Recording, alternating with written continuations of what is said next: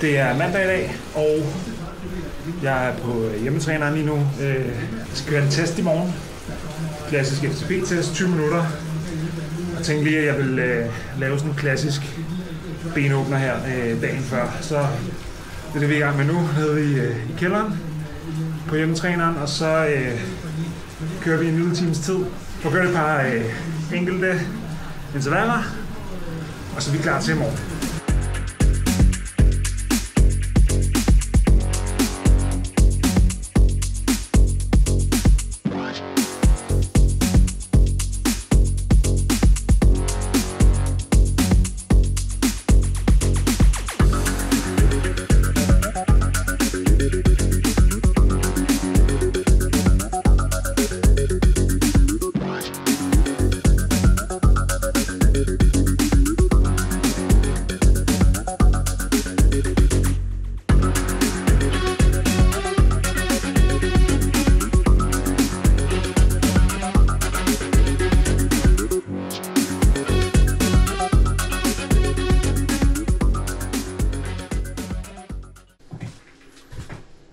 Så det var benåbner til i morgen. Kørte omkring en halv time, sådan stille og roligt. Og så kørte jeg først et progressivt interval, startende fra ca. 200 watt, og sluttede så lige omkring de 310 watt. Så et par minutters pause, og så kørte jeg et progressivt interval til, men hvor jeg startede på 250 watt, og sluttede på de her 315-20 stykker. Min sidste test var jeg lige inde at kigge på. Der kørte jeg 297 watt i de 20 minutter. Så jeg håber, at jeg kan ligge på 310-315 watt på testen i morgen. Det kunne være rigtig fedt. Så har jeg ligesom prøvet at tilegne eller tilpasse intervallerne, så det sidste, jeg egentlig kører, de sidste 30 sekunder eller det sidste minut, har været omkring det pace, jeg skal køre i morgen.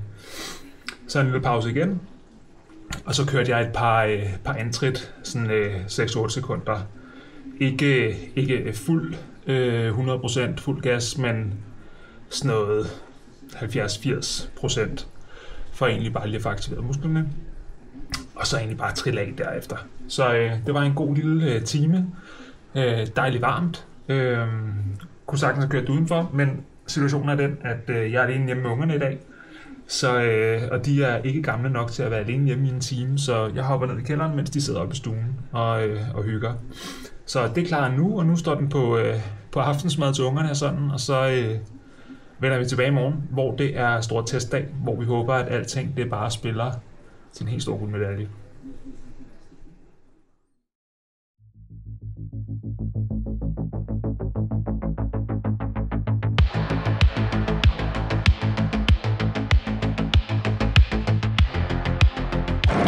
Så er det testdag ude på flyvestationen. For mig det mest oplagte sted at køre en 10-minutter test. Der er ikke nogen trafik herude.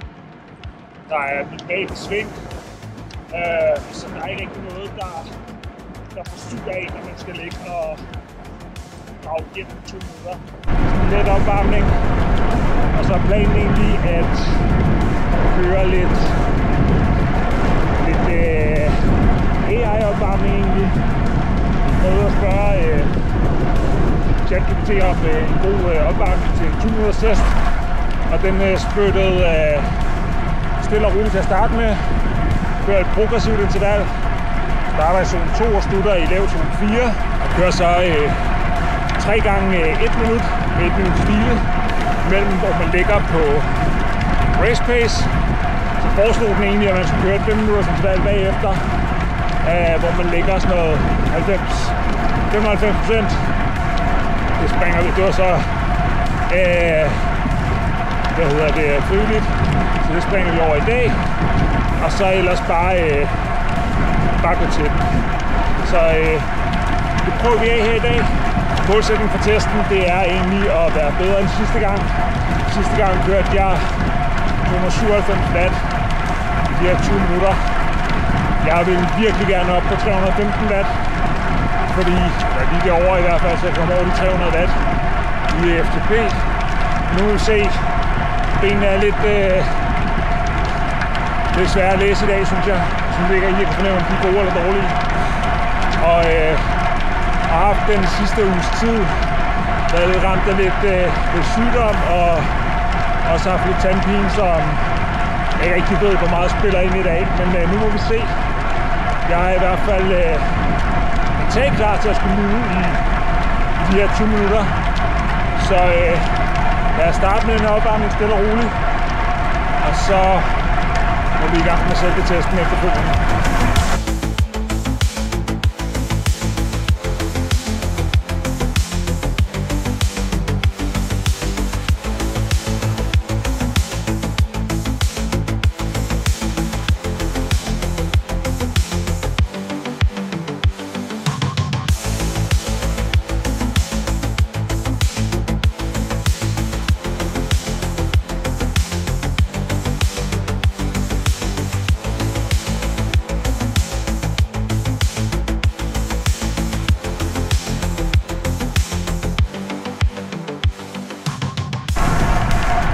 Det var opvarmningen.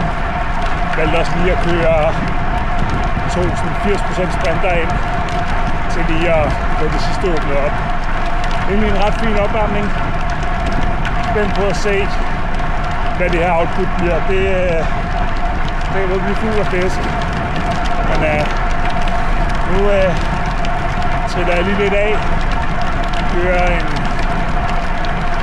minutter eller et eller andet, man gjorde. Stiller mig ned for enden af landingsbanen, og så er det ellers bare 20 minutter med fuld gas. Jeg har prøvet sådan at tænke lidt over, om der skal være en strategi for, hvordan jeg kører. Om jeg skal lægge sådan lidt konservativt ud, og måske køre til sådan noget 305 watt til at starte med, og så lægge på undervejs. Eller om jeg egentlig bare skal lukke øjnene og træde til, og når så er 5 minutter tilbage, så har vi en vurdering af, hvor vi ligger i forhold til poweren i stængerne. Om der er mere at give af, eller jeg skal være heldig, hvis jeg ikke taber for meget på de sidste 5 minutter. Jeg er trods alt ikke tempospecialist på nogen som helst måde, men har trods alt trænet længere intervaller den her gang, 24 minutters intervaller, så jeg burde være sådan rimelig klar til at køre lidt længere intervaller, end jeg bare gør. Jeg har også kørt nogle intervaller, hvor det gælder om at holde rimelig steady. Så vi ruller af, og så starter vi op igen.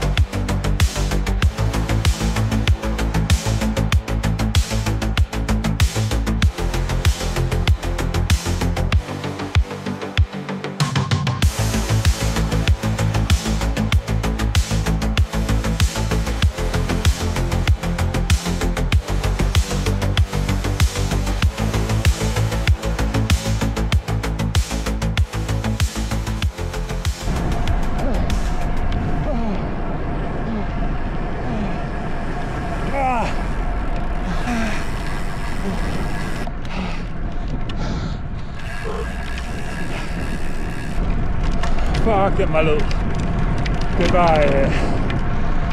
Det var fucking hårdt. Men det gode er, det blev bedre end sidst. Nå, vi kan lige sætte hurtigt race brief. Så tager vi resten, når vi kommer hjem, men lag ud lidt over det egentlig skulle. target watt var 315, og kunne egentlig ligge relativt komfortabelt på 320. Så det gjorde jeg den første omgang, og blev enig med mig selv om, at på anden omgang kunne vi godt lade den falde, så jeg måske havde et snit på 310 watt på omgang 2, og så brændte det sidste af på den sidste del. Men der skete så egentlig det, at jeg på anden omgang også holder omkring de der 320 watt. Det var selvfølgelig en lille smule ned i svingene. Jeg tror også, jeg havde et lille dropout på et tidspunkt. Jeg kiggede i hvert fald ned og tænkte, det er underligt at kun køre 80 watt lige nu. Og så var det ellers bare at komme rundt på omgang 2. Og så derfra vidste jeg, at jeg i hvert fald havde den ene langside tilbage. Altså lidt mere end bare det, fordi jeg havde kørt lidt hurtigere end regnet med. Og der var det egentlig bare at holde på. Så jeg tror, jeg manglede omkring 4 minutter, da jeg kom ud på den sidste omgang. Og der holder jeg egentlig bare på, og jo tættere jeg ligesom kommer på de 20 minutter, jo mere kan jeg egentlig presse den. Det var selvfølgelig lidt det sidste sving, men det bliver nok opvejet af, at jeg presser lidt ekstra på. Alt i alt ender jeg med at køre 221 watt, hvilket jo så er 6 watt over mit target watt.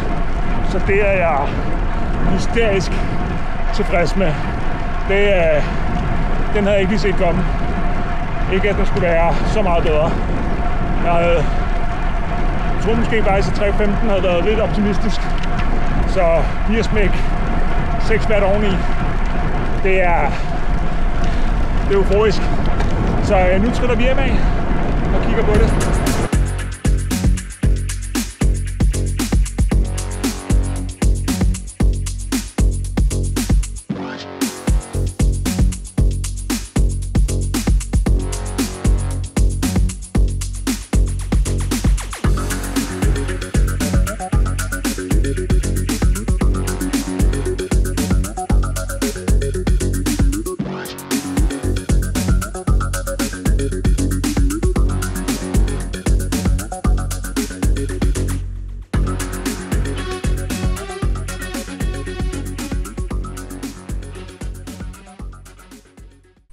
Det er nu en uges tid siden, at jeg kørte testen, og til det bagspejlet, så er jeg egentlig rigtig godt tilfreds med det resultat, jeg fik ud af det.